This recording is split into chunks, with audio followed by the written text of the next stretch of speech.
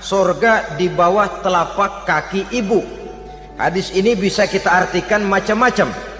Pertama, anak tidak akan mendapat kebahagiaan tanpa ridho daripada ibunya. Kedua, ibu adalah wanita agung yang harus ditaati. Ketiga, neraka atau surga anak bergantung kepada ibu, bagaimana dia mewarnai anak. Kalau ibunya cuek-cuek saja sama anaknya, dan sering jadi contoh klasik, kalau anak ayamnya beduk maghrib belum pulang, satu RT dicariin, hansip diundang, kalau perlu dan ramil dilaporin. Saudara-saudara kaum muslimin rahimakumullah, terutama ibu-ibu yang saya hormati, jadi peranan yang pertama wanita sebagai seorang istri. Yang kedua, wanita sebagai ibu. Ini juga sangat besar pengaruhnya dalam membentuk generasi masa yang akan datang. Bapak, oleh karena kesibukan tugasnya, tentu lebih banyak di luar rumah. Yang nyaris 24 jam di rumah itu ibu. Bagaimana dia merawat anaknya, bagaimana dia menaruh perhatian terhadap anaknya, bagaimana ia melimpahkan kasih sayang kepada anak-anaknya, akan membentuk kepribadian anak dan artinya membentuk generasi yang akan datang. Assalamualaikum warahmatullahi wabarakatuh. Ala alihi wa sahbihi ajma'in, amma ba'du. Saudara-saudara kaum muslimin rahimakumullah, salah satu dari misi Islam ialah mengangkat harkat dan martabat manusia yang sebelumnya dibedakan oleh warna kulit, oleh suku bangsa dan bahasa. Seluruhnya diikat dengan satu akidah, menghilangkan perbedaan akibat warna kulit, suku bangsa dan bahasa.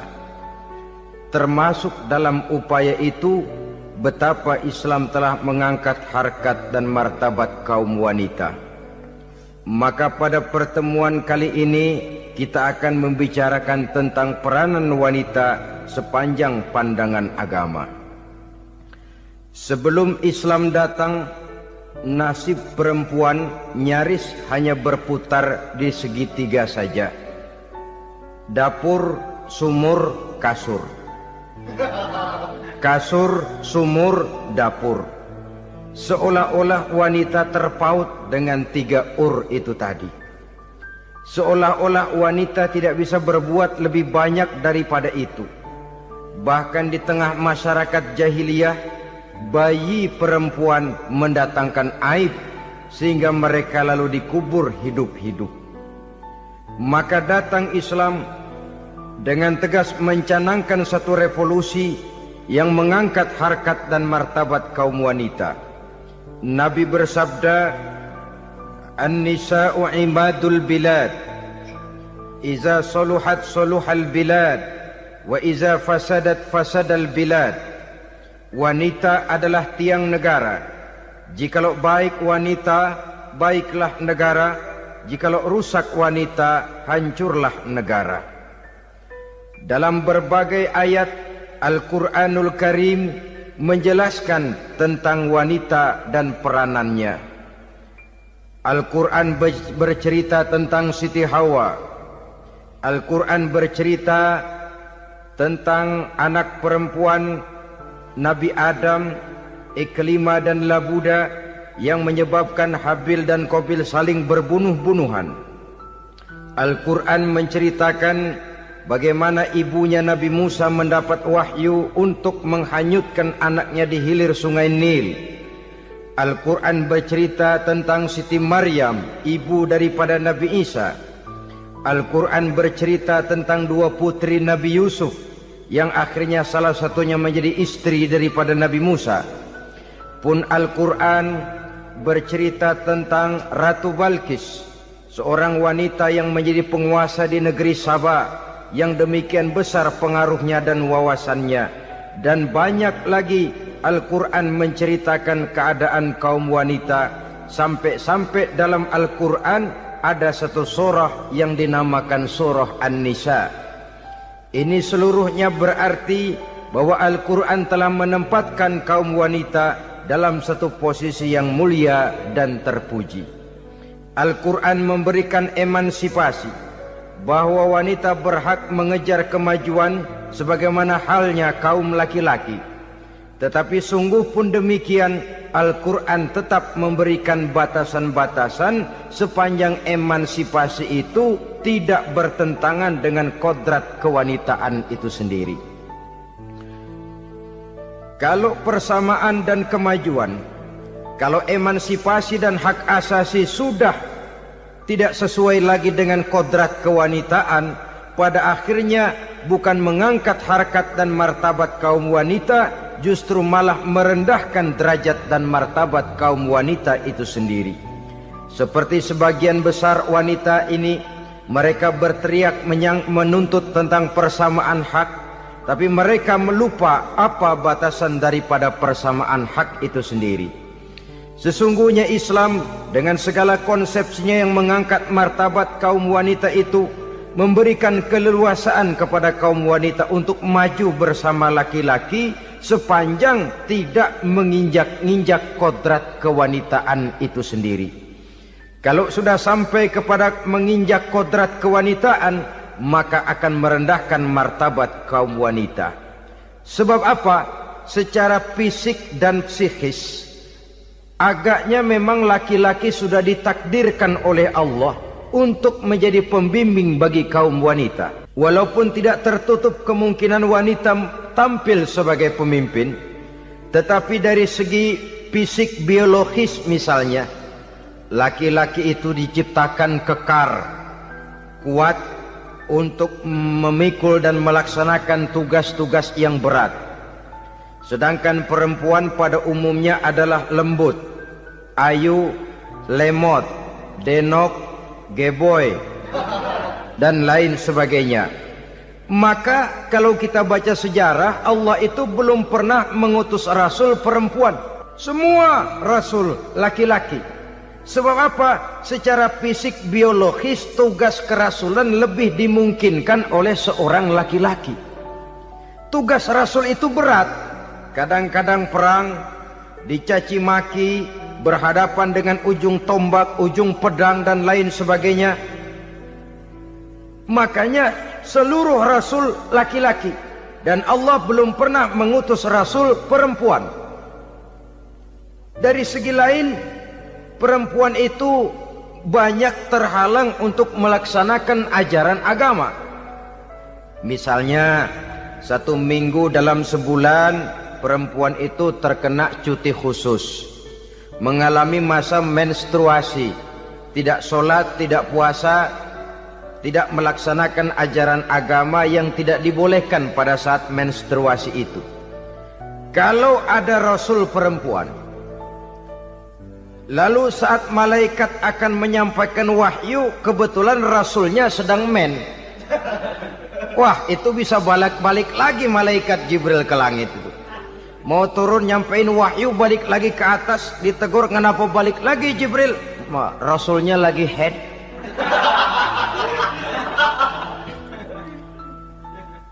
Atau pada saat agama dalam bahaya, agama dalam hinaan, agama dalam ancaman, rasulnya perempuan kebetulan sedang hamil besar. Apa lalu perang ditunda? Pengumuman perang ditunda saja sampai rasul melahirkan. Tentu lebih tidak mungkin lagi. Secara fisik biologis, laki-laki lebih memungkinkan untuk melaksanakan tugas kerasulan ini. Maka seluruh rasul yang diutus Allah adalah laki-laki.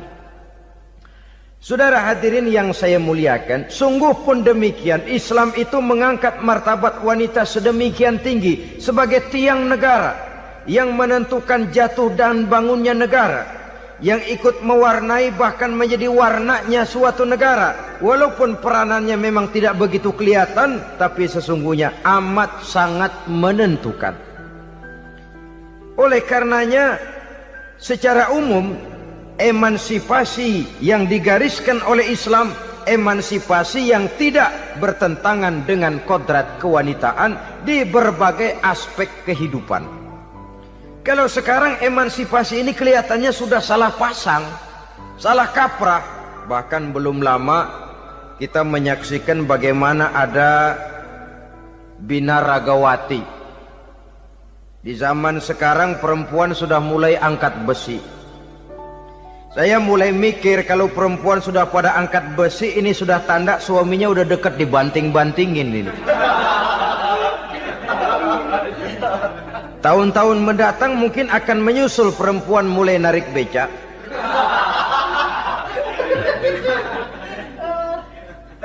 Nampaknya kan sudah tidak lagi mengindahkan kodratnya sebagai wanita. Ada olahraga yang hanya pantas dikerjakan oleh laki-laki. Oleh karena itu pada kesempatan ini kita akan mencoba melihat peranan wanita dari berbagai dimensinya.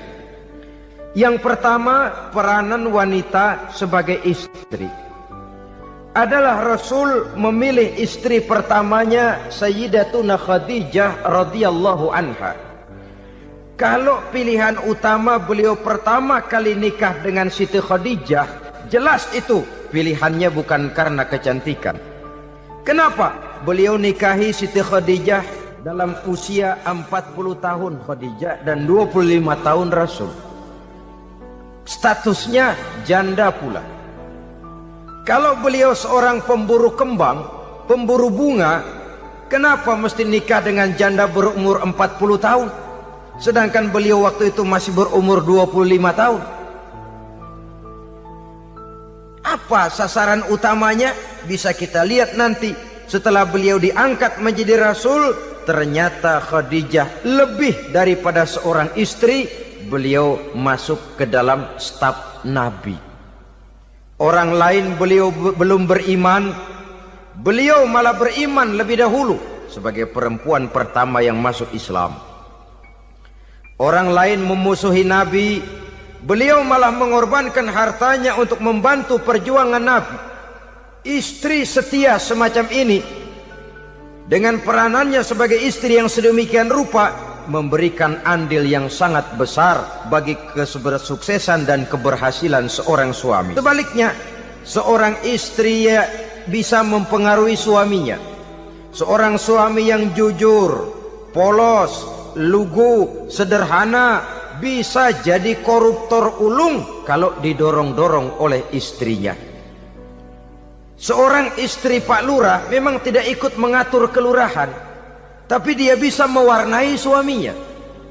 Seorang istri gubernur memang tidak ikut mengatur provinsi, tapi dia bisa mewarnai suaminya. Sepanjang warnanya positif, tentu sangat baik dan sangat diharapkan. Tetapi kalau warnanya negatif, kiamatlah akibatnya umat ini. Oleh sebab itu, peran pertama dari kaum wanita sesungguhnya adalah sebagai istri yang mendampingi suami untuk mengolah dan melaksanakan tugas-tugas besar. Dari seorang yang paling kecil sampai kepada seorang yang punya jabatan paling tinggi sekalipun, pengaruh dan peranan istri memang sangat menentukan. Saudara hadirin kaum muslimin rahimakumullah. Itulah sebabnya Nabi menikah dengan Siti Khadijah. Dan lebih dari itu, sebelum menikah dengan Nabi, Siti Khadijah itu sudah terkenal sebagai pengusaha wanita, business girl kalau bahasa sekarang ini. Bahkan jaringan-jaringan bisnisnya tidak hanya Mekah saja, tidak hanya antar kota, bahkan sudah antar negara, dari Mekah ke Syam, dari Mekah ke Madinah dan lain sebagainya, yang bahkan kita tahu Rasul pada mulanya pun ikut membantu perdagangannya Siti Khadijah radhiyallahu anha ini. Jadi kalau bercermin dari karier Siti Khadijah, boleh saja wanita bergerak di bidang bisnis, asal memang profesi, bukan karena dengan senjata dan modal kecantikan lalu membujuk dan merayu orang sampai telap sehingga bisnisnya berjalan lancar dengan jalan menjual kecantikannya. Tidak, bergerak di bidang bisnis yang memang profesinya di situ. Tidak ada salahnya. Bisa saja perempuan menjadi bisnis girl seperti yang dicontohkan oleh Siti Khadijah radhiyallahu anha ini.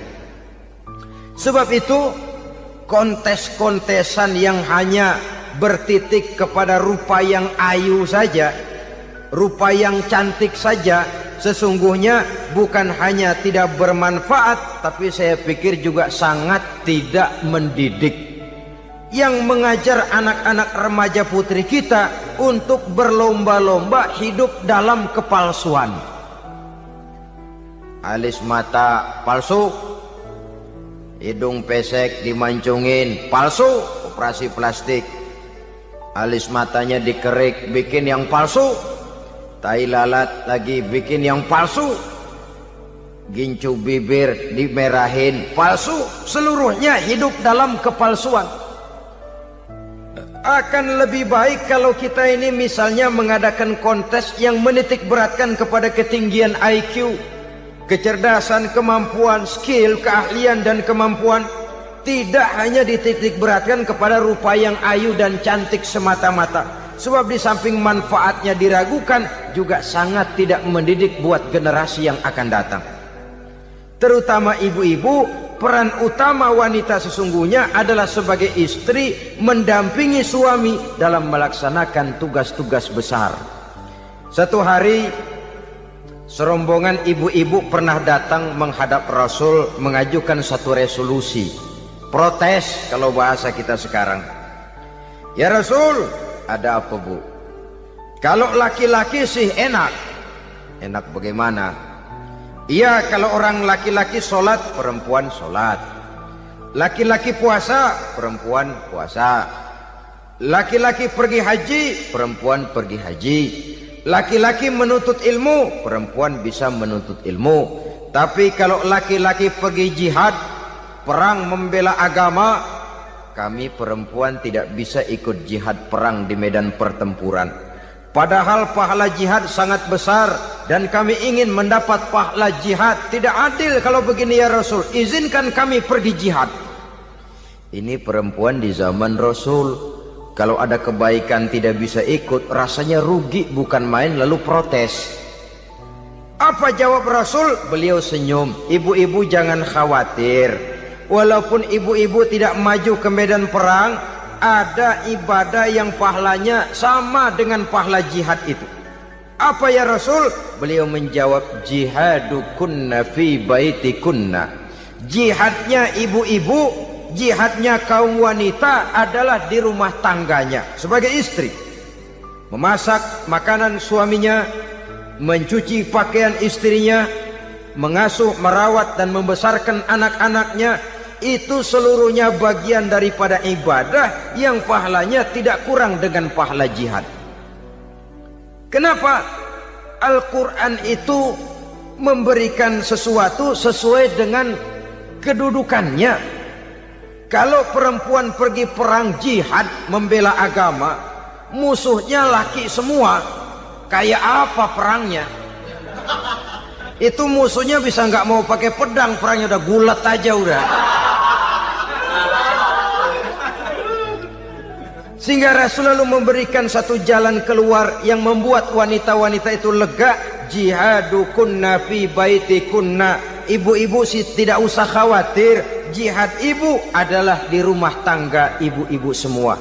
Sejak bangun tidur sampai tidur kembali, nyaris kaum ibu itu 24 jam pekerjaannya. Sebagai istri, dia melaksanakan jihad di rumah tangganya. Peranan wanita yang pertama adalah sebagai istri yang walaupun tidak kelihatan dan menonjol seperti halnya laki-laki, tapi sangat mewarnai, bahkan menjadi warna dari tugas apapun yang dihadapi oleh suaminya.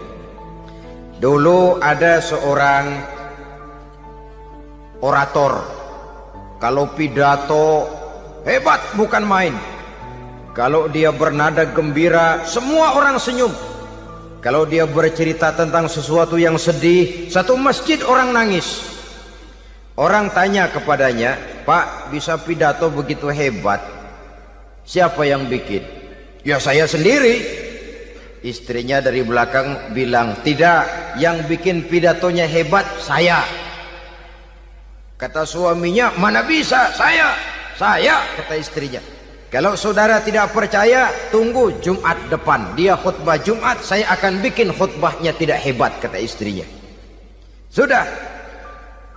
Sudah hari Rebo, siap-siap mau bikin konsep khutbah, baru mau nulis, datang istrinya, "Bang, tolong pegangin anak saya mau ke warung." Mau bikin konsep lagi, kata istrinya, "Bang, tolong ini, tolong itu, tolong ini." Sampai mau berangkat khutbah Jumat, khutbah belum selesai dibikin. Begitu naik mimbar, kehabisan bahan.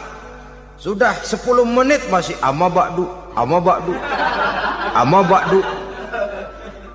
Ini yang dengar heran, ini orang kok bicaranya bisa cuma amat sama badu, amat sama badu saja. Di situ kelihatan saudara-saudara betapa peran serta istri yang walaupun tidak kelihatan oleh pandangan mata yang zahir, tapi teramat sangat menentukan. Sekali lagi, tidak ada seorang suami bisa sukses jadi apapun dia tanpa peran serta istrinya di rumah. Tidak ada kemajuan yang bisa diperoleh kalau tidak karena peran serta istrinya di rumah. Tidak ada kesuksesan yang bisa diraih tanpa keikutsertaan daripada istrinya di rumah. Walaupun suaminya yang dikenal orang, suaminya yang dipuji orang, suaminya yang disanjung orang, bagian besar tetaplah saham dan andil daripada istrinya yang di rumah itu. Ini makna an-nisa imadul bilad. Wanita adalah tiang negara. Jikalau baik wanita, baik negara. Jikalau rusak wanita, hancur negara. Karena wanita, negeri Sabah menjadi terkenal, tentram, aman, wawasan politiknya luas. Seorang semacam Cleopatra bisa menaklukkan Julius Caesar. Dan begitu selanjutnya. Banyak cerita-cerita betapa wanita yang berperan di belakang layar ini bahkan bisa menggoyangkan negara. Bahkan yang paling dekat saja contoh dengan kita, Senator Gary Hart. Saudara masih dengar tentu itu. Betapa harus terpaksa mengundurkan diri dari pencalonan presiden Amerika karena kasusnya dengan Donna Rice itu, dengan hostess itu. Betapa di sini seorang perempuan atau seorang wanita sanggup membongkar seseorang yang punya masa depan ceria untuk menuju kursi kepresidenan dari suatu negara adidaya seperti Amerika, bisa gagal berantakan karena skandalnya itu. Apa penyebabnya? Wanita. Tapi wanita juga bisa menyebabkan menjadi cambuk majunya laki-laki. Wanita juga bisa menghancurkan dan mengubur laki-laki. Saudara hadirin yang saya muliakan, ia memang kelihatannya makhluk yang lemah, tapi di balik kelemahannya itu sesungguhnya dia bisa menelan laki-laki yang bagaimanapun besarnya. Saudara-saudara kaum muslimin rahimakumullah, terutama ibu-ibu yang saya hormati, jadi peranan yang pertama wanita sebagai seorang istri. Yang kedua, wanita sebagai ibu. Ini juga sangat besar pengaruhnya dalam membentuk generasi masa yang akan datang. Bapak, oleh karena kesibukan tugasnya, tentu lebih banyak di luar rumah. Yang nyaris 24 jam di rumah itu ibu. Bagaimana dia merawat anaknya, bagaimana dia menaruh perhatian terhadap anaknya, bagaimana ia melimpahkan kasih sayang kepada anak-anaknya, akan membentuk kepribadian anak dan artinya membentuk generasi yang akan datang. Kalau seorang ibu sudah cuek-cuek saja kepada anaknya, padahal Quran mengatakan al-jannatu tahta aqdamil ummahat, surga di bawah telapak kaki ibu. Hadis ini bisa kita artikan macam-macam. Pertama, anak tidak akan mendapat kebahagiaan tanpa ridho daripada ibunya. Kedua, ibu adalah wanita agung yang harus ditaati. Ketiga, neraka atau surga anak bergantung kepada ibu, bagaimana dia mewarnai anak. Kalau ibunya cuek-cuek saja sama anaknya, dan sering jadi contoh klasik, kalau anak ayamnya beduk maghrib belum pulang, satu RT dicariin, hansip diundang, kalau perlu dan ramil dilaporin. Tapi kalau anak gadisnya jam 12 tengah malam belum pulang, ibu tenang-tenang saja, Pak. tidak tergerak dan tidak tertarik hatinya? Ya tentu tidak semua. Kalau sudah begitu, bukankah hakikatnya ibu sudah menciptakan neraka buat anaknya sendiri? Khalil Gibran dalam satu tamsil yang indah pernah mengatakan, kalau kita diberikan sebutir mutiara, sebutir intan, dan intan itu sebutirnya sebesar telur ayam, benda yang sangat langka dan berharga, tentu kita sayang intan atau mutiara itu. Kita jaga baik-baik, kita simpan dalam kotak, kotaknya kita kunci, kotak itu kita simpan di dalam lemari, lemarinya kita kunci lagi, lemarinya ada di dalam kamar, kamarnya pakai pintu, pintunya kita kunci lagi, kamar itu ada dalam rumah, rumahnya pakai pintu, dikunci lagi, kemudian rumahnya pakai pintu gerbang besar, gerbangnya juga digembok lagi. Untuk menjaga intan itu jangan sampai hilang, begitu usaha kita berlapis-lapis. Dan intan itu sudah diberikan kepada kita, kata Khalil Gibran. Apa dia? Anak-anak yang diamanahkan Allah kepada kita. Itu intan-intan mahal, itu mutiara-mutiara pilihan yang dititipkan dan diamanahkan untuk kita jaga sebaik-baiknya. Haruskah dia sia-sia di tangan kita? Haruskah dia merana jatuh di tangan ibu yang tidak punya tanggung jawab? Saudara hadirin yang saya muliakan, oleh karenanya peranan sebagai ibu ini sangat menentukan bagi pembentukan generasi yang akan datang. Salah ibu mengarahkan anak, akan lahir generasi mendatang yang tidak kita harapkan. Sehingga Nabi bersabda, kullu mauludin yuladu 'alal fitrah fa abawaihi yuhawwidanihi aw yunassiranihi aw yumajjisanihi. Setiap bayi dilahirkan dalam keadaan suci, setiap bayi dilahirkan dalam keadaan bersih, tidak punya dosa. Islam tidak mengenal dosa warisan. Semua saja bayi lahir dalam keadaan suci dan bersih. Kalau demikian lalu bagaimana? Kata Nabi, ibu bapaknya lah yang kelak akan menjadikan anak itu sebagai Yahudi, yang kelak menjadikan itu anak itu sebagai Nasrani, atau menjadikan anak itu sebagai Majusi. Ibu bapaknya yang mewarnai anak. Ibaratnya anak itu kertas putih, mau ditulis tinta hijau warnanya hijau, mau ditulis tinta merah warnanya merah, mau ditulis tinta hitam pun warnanya hitam. Oleh karena itu pembentukan anak yang soleh secara mental sesungguhnya sudah diwarnai oleh kebiasaan ibu bapak dalam pergaulan di rumah tangganya secara mental.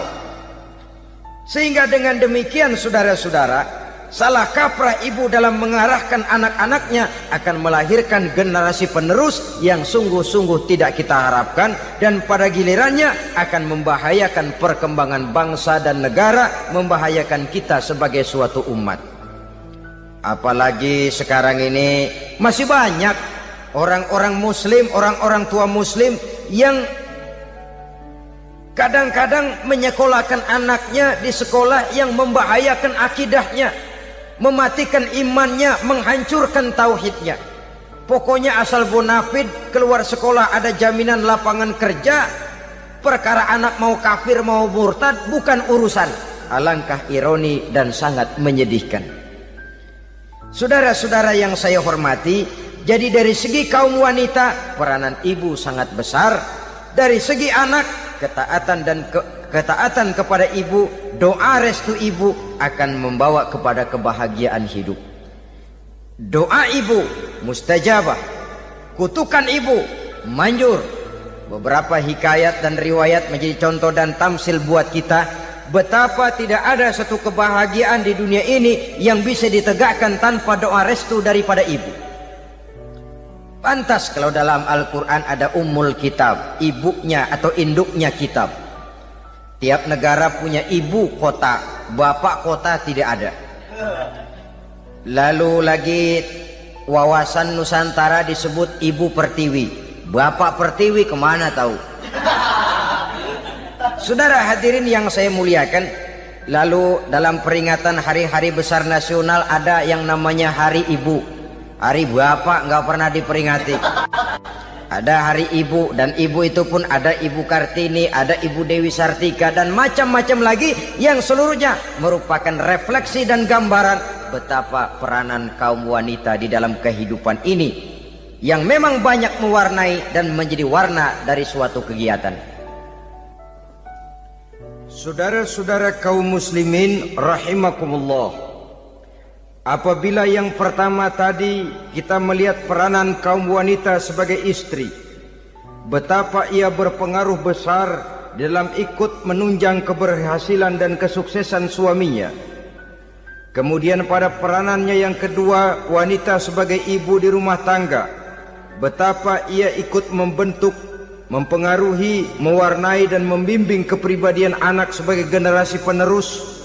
Maka pada peranan yang ketiga ini kita akan melihat wanita sebagai social agent, sebagai penggerak kegiatan sosial di berbagai bidang kehidupan.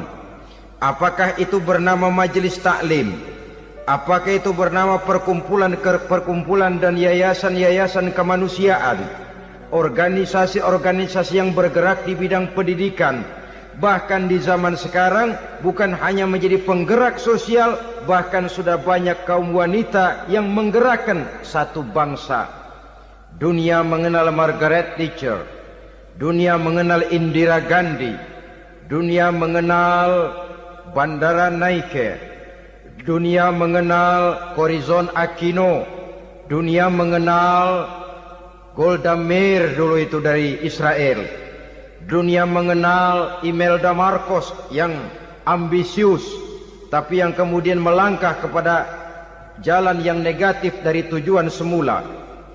Ini bukan hanya sekedar social agent, tapi bahkan sudah mengarah kepada menggerakkan dan mewarnai suatu bangsa. Islam membuka pintu ke arah itu. Wanita duduk dan berfungsi sebagai social agent, mengurus berbagai macam perkumpulan yang bertujuan kepada kebajikan, menyantuni yatim piatu, memelihara kesehatan, menyayangi binatang, memelihara kelestarian lingkungan dan lain sebagainya. Islam membukakan pintu sepanjang peranan sebagai istri dan sebagai ibu tidak diabaikan. Ini sebab yang utama, salah seorang perempuan, kaum wanita, kalau terlalu aktif berorganisasi, terlalu aktif bermasyarakat, terlalu aktif dalam berbagai macam perkumpulan, lalu melupakan tugas utamanya sebagai istri dari suaminya, sebagai ibu dari anak-anaknya. Ibu asik rapat sana, rapat sini. Anak tidak pernah diajak rapat, akhirnya si anak bikin perkumpulan sendiri, rapat menurut versi mereka. Sehingga akibatnya yang timbul anak merasa kurang diperhatikan oleh ibunya. Ngaji bagus, tapi kalau sepanjang hari ngaji saja, suami pulang mau makan tidak ada makanan, mau berganti pakaian belum lagi ditriska pakaiannya, tentu ini melupakan fungsi yang utama. Kegiatan sosial, kegiatan di organisasi adalah jadwal kegiatan setelah fungsi sebagai istri dari suami, sebagai ibu dari anak-anak dilaksanakan dengan sebaik-baiknya. Bukan tidak baik ngaji, kalau dari ngaji ke ngaji saja. Bangun tidur ngaji, jam 7 ngaji, berangkat jam 11. Sholat zuhur berangkat ngaji lagi, pulang sore, malam ngaji lagi. Suami tidak terurus, anak-anak pun terbengkalai, rusaklah rumah tangga. Dan bukankah satu bangsa terdiri dari satu tatanan masyarakat, dan tatanan masyarakat yang paling kecil bernama keluarga. Keluarga merupakan unit dari masyarakat, unit yang terkecil, dan keluarga terdiri dari pribadi-pribadi yang merupakan bapak, ibu, dan anak-anak. Sehingga masyarakat bangsa yang baik terdiri dari masyarakat yang baik. Masyarakat yang baik tersusun dari keluarga-keluarga yang baik, dan keluarga yang baik akan muncul dari pribadi dan individu yang baik. Pribadi dan individu yang baik yang sadar mana kewajiban yang primer, mana kewajiban yang sekunder. Sebagai social agent, dia lalu mawas diri dengan tetap mempertimbangkan kodrat kewanitaannya itu tadi. Saya ikut prihatin kalau ada perempuan main sepak bola. Dan saya yakin betul kalau perempuan main sepak bola, yang nonton pasti bukan nonton bola. Ya mungkin bola juga, tapi bola yang mana? Itu wallahu a'lam. Ya dicari olahraga yang sesuai dengan kodrat kewanitaan begitu. Dicarilah olahraga yang sesuai dengan kodrat kewanitaan. Sepak bola sudah maju, ya belakangan saya katakan tadi muncul lagi wanita angkat besi. Belakangan bisa kita bayangkan wanita main tinju. Babak belur sudah kalau sudah begitu. Kemajuan dengan melupakan kodrat kewanitaan akan menyengsarakan kaum wanita itu sendiri. Silahkan maju menjadi social agent, menjadi penggerak di masyarakat. Para istri Rasul bisa kita jadikan satu figur. Siti Khadijah, figur sebagai istri pendamping yang setia. Dikala suaminya bingung, ia tampil memberikan pandangan. Dikala suaminya bingung, ia memberikan tanggapan. Dikala suaminya dimusuhi orang, ia menampakkan kesetiaannya. Kau tidak sendiri bang, aku di sisimu. Dikala jiwanya gelisah ketika pertama kali menerima wahyu berhadapan dengan malaikat Jibril, Khadijah yang menghibur. Kalla ma yukhzikallahu abada. Tidak apa-apa bang, Allah tidak akan menyusahkan kau untuk selamanya. Tenang sajalah, tenang. Abang orang baik-baik, Allah tidak akan menyengsarakan abang. Peran sebagai istri. Dan Rasul mantap. Sehingga bertahun setelah Khadijah wafat, selalu terkenang dan dikenang oleh Rasul. Pernah satu saat beliau itu seperti orang melamun. Aisyah tanya, kok seperti ngelamun bang? Iya kata Rasul, saya seperti mendengar suara terompahnya Khadijah di surga. Padahal Khadijah sudah lama wafat. Aisyah mendengar itu rada sedikit manyun. Kata Aisyah, bang cukup sekali ini saja, jangan sebut-sebut lagi nama itu ya. Cemburu rupanya. Ya soal cemburu sih nggak bini Nabi, nggak bini kita, namanya cemburu. Perempuan mesti ada. Apa jawab Rasul? Ya Humairah, Aisyah, haruskah saya melupakan seseorang yang dikala orang lain memusuhi saya, dia mati-matian membela saya. Dikala orang lain mau membunuh saya, dikorbankan hartanya untuk membantu perjuangan saya. Mestikah saya melupakan orang yang begitu baik? Tidak Aisyah. Sepanjang nafas masih ada, sepanjang itu saya tidak akan bisa melupakan Khadijah sayang. Peran sebagai istri Khadijah ini, peran sebagai istri. Suaminya bingung, istrinya memberikan hiburan. Kadang kan tidak, suami bingung, istri bingungan lagi. Ya sudah, mari ramai-ramai kita bingung sudah. Bukan mencari jalan keluar, yang sudah bingung malah ditambahin bingung lagi.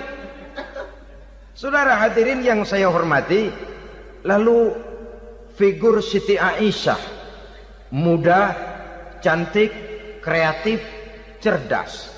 Kalau bahasa sekarang barangkali wanita karier ini. Ini figur-figur loh. Jadi punya keistimewaan masing-masing, sehingga ada pilihan. Ya tentu orang mencari istri itu kan karena ada dasar pilihan. Mungkin rupanya kurang menarik tapi akhlaknya bagus. Mungkin akhlaknya sedang-sedang saja tapi potongannya cakep, masih ada pilihan. Sudah potongan jelek, akhlak bejat. Emangnya lu milih merem tempo hari ya?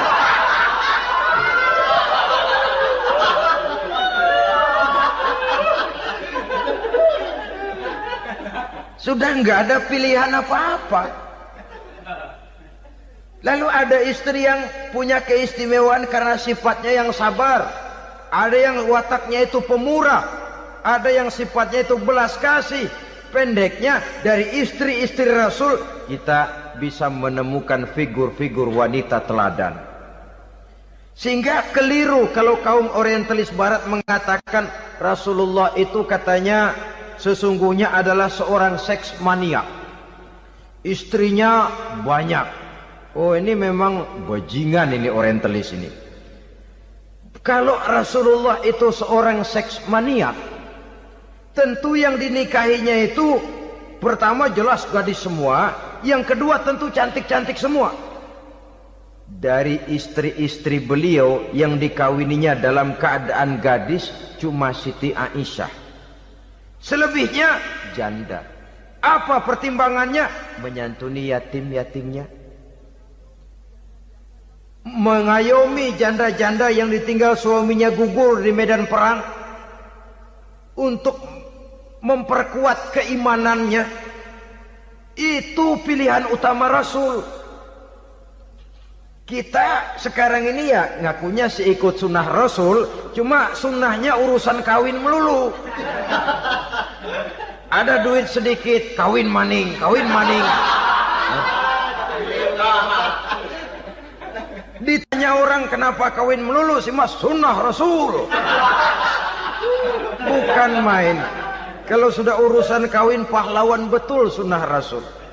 Padahal kawin lagi dalam Islam itu sungguh pun boleh, tapi tidak diperintah. Tidak diperintah, memang cuma boleh. Itu kalau dalam pesawat itu cuma semacam emergency exit lah ya.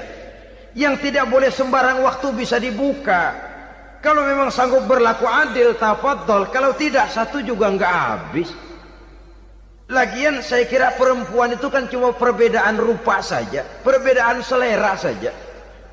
Seperti singkong dengan sate, bedanya kan cuma di tenggorokan. Kalau sudah masuk ke perut, kenyangnya kan sama. Perempuan cuma berbeda dalam selera, rasanya barangkali ya, barangkali.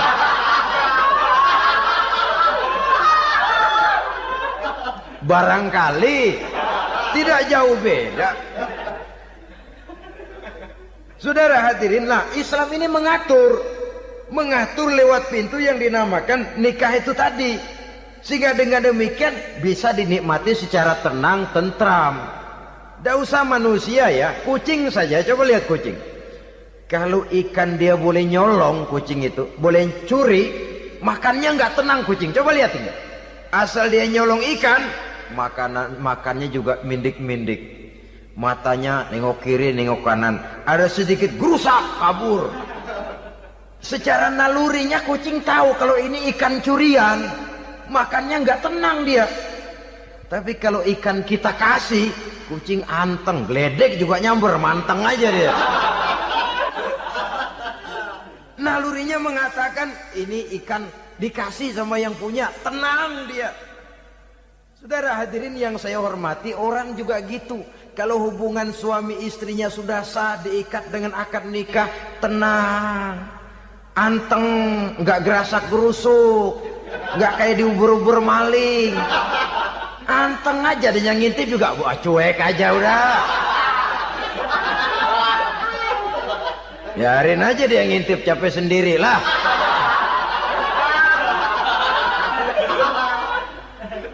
Tapi kalau nyuri-nyuri, coba lihat dah. Mana di kebun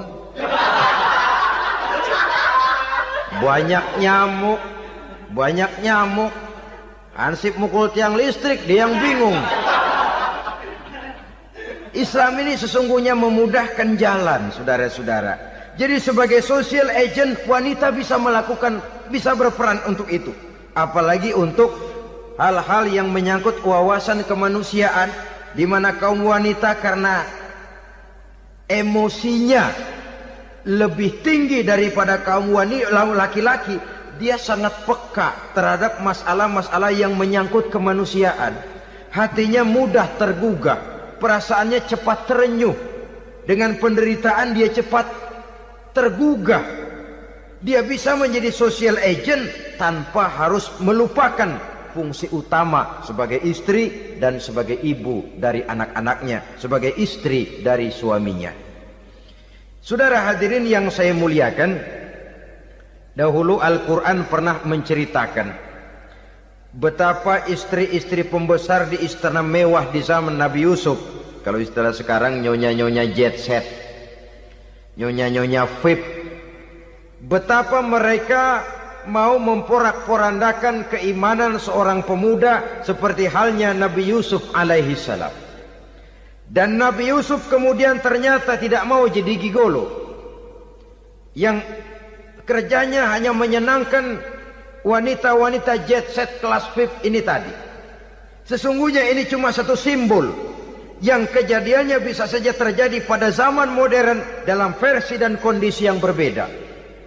Namun bagaimanapun juga wanita dengan peranannya sebagai social agent, sebagai penggerak masyarakat, sangat besar pengaruhnya dalam ikut mewarnai perkembangan suatu negara.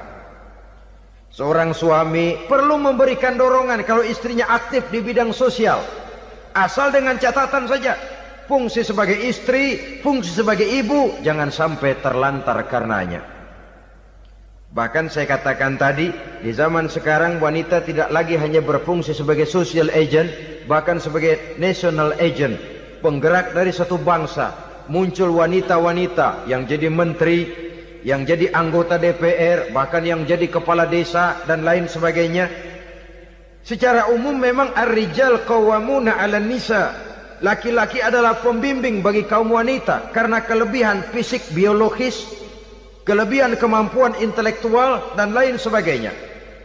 Namun wanita pun boleh saja menjadi social agent sepanjang catatan yang saya sampaikan tadi. Jangan sampai melupakan kodrat kewanitaan, jangan sampai mengalahkan fungsi sebagai istri dari suaminya, sebagai ibu daripada anak-anaknya.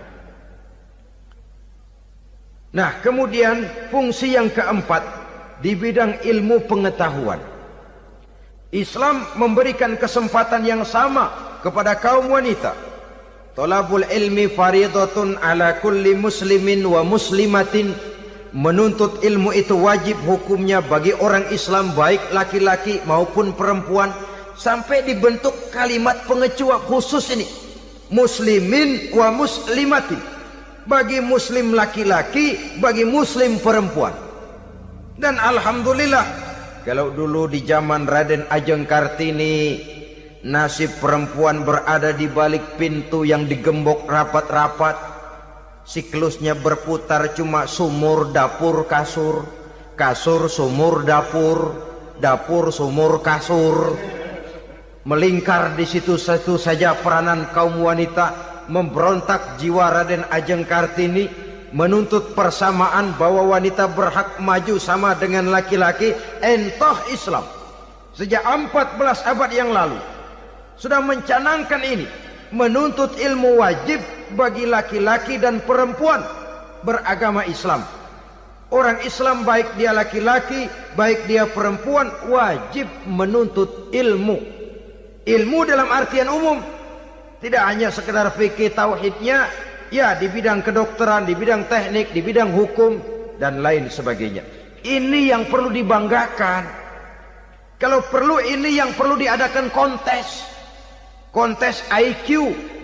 Wanita yang paling berprestasi di bidang ilmiah, wanita yang punya prestasi di bidang menjaga kelestarian lingkungan hidup, wanita yang punya prestasi menggerakkan sosial, menyantuni yatim piatu, memelihara kesehatan. Adakan kontes macam itu untuk mendorong. Ini enggak, kalau kontes yang diukur betis, bibir, pinggul, payudara, lubang hidung, ukur sekalian kita. Apa manfaatnya dan apa unsur pendidikan yang ada di dalamnya? Tidak menguntungkan, tidak mendidik, dan tidak membawa manfaat. Kecuali lalu yang timbul pola hidup konsumen, pola hidup konsumer, pola hidup yang material, pola hidup yang wah, pola hidup yang gemerlapan. Ya, kalau oleh anak-anak muda yang terjangkau, kalau tidak, dia hanyut ditelan mimpinya. Dia ingin bergaya hidup jet set. Sementara dia dihadapkan oleh kenyataan bahwa dia tinggal di kampung, ibu bapaknya orang kampung, dan lain sebagainya. Jiwanya berontak, terjadilah kegalauan, terjadilah kerancuan, terjadilah komplikasi, perang di batin antara keinginannya dengan lingkungan nyata yang dihadapinya. Dan kalau sudah ada gejala semacam itu, penyakit-penyakit kejiwaan akan mudah muncul. Ini gejala terutama buat orang-orang yang tinggal di daerah transisi. Kota besar bukan, kampung banget juga enggak. Daerah cekak.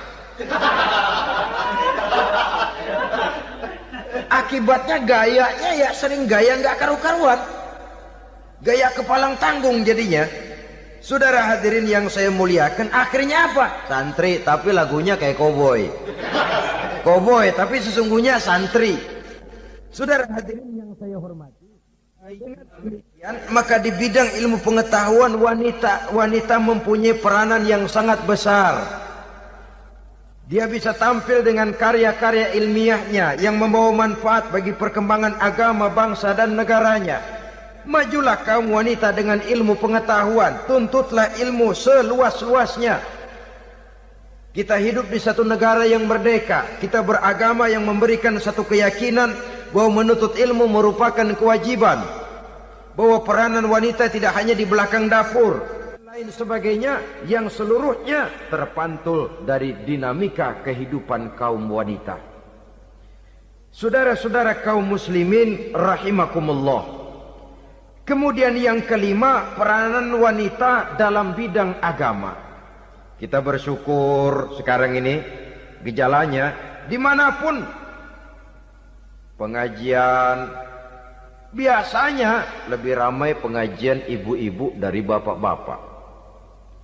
Peringatan hari-hari besar keagamaan, biasanya lebih ramai ibu-ibu daripada bapak-bapak. Pengajian, ibu lebih ramai. Padahal kalau bicara sibuk, lebih sibuk ibu daripada bapak misalnya. Kalau sudah pengajian bapak-bapak, biasanya pengajiannya ramai cuma 3 giliran itu. Pembukaan, maulid, penutupan. Kalau sudah yang rutin pengajian tiap minggu, 3 pojok yang ngaji. Yang atu nguap, yang atu pules, yang atu ngiler. Saudara hadirin yang saya muliakan, ada badan kontak majelis taklim yang merupakan wadah daripada kegiatan ibu-ibu. Ada Ittihadul Muballighat, Persatuan Muballighat, ada Persatuan Para Asatizah, dan macam-macam lagi peranan ibu-ibu di dalam kehidupan beragama. Tapi sesungguhnya harus dimulai dari bagaimana si ibu mewariskan jiwa agama kepada anak-anaknya di rumah tangganya. Kalau itu gagal, dia mau melangkah ke masyarakat, dia sudah gagal sejak awal sesungguhnya. Keberhasilannya dia menata masyarakat akan mengakibatkan dia nanti bernasib seperti Nabi Nuh. Berhasil mengajak beberapa orang kafir mengikuti ajarannya, tapi gagal mengislamkan putranya sendiri Kan'an. Bukan tidak berusaha, tapi memang Allah sudah menghendakinya sedemikian untuk menjadi contoh buat kita semua. Yang penting orang tua berusaha dan berikhtiar. Kalau sudah berusaha dan berikhtiar, anak ternyata memang sulit diurus, barangkali memang fotokopinya Kan'an tuh anak. Ya orang tua kalau sudah berusaha, ya tawakallah. Jangan belum berusaha lalu berkata, jangan anak kita, anak Nabi aja ada yang bengal.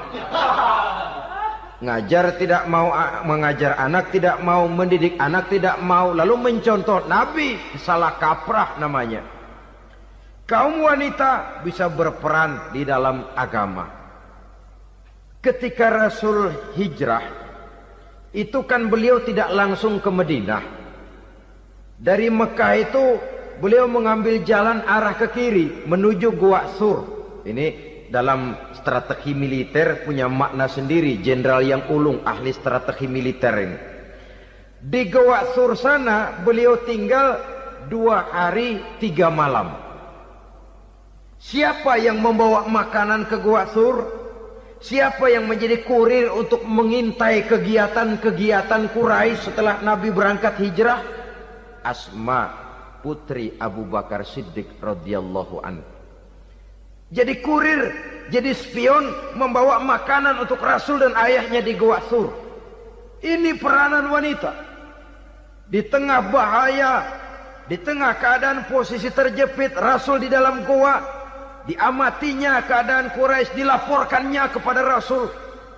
Jasa seorang wanita bernama Asma, putri dari Abu Bakar Siddiq radhiyallahu anhu. Rabi'atul Adawiyah, seorang Sayyidah Sufiyah, ahli tasawuf yang terkenal dengan ajaran cintanya kepada Tuhan.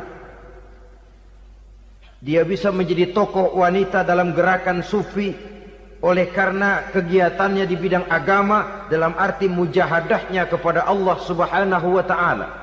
Dia korbankan bagian besar daripada hidupnya untuk mengabdi kepada Allah.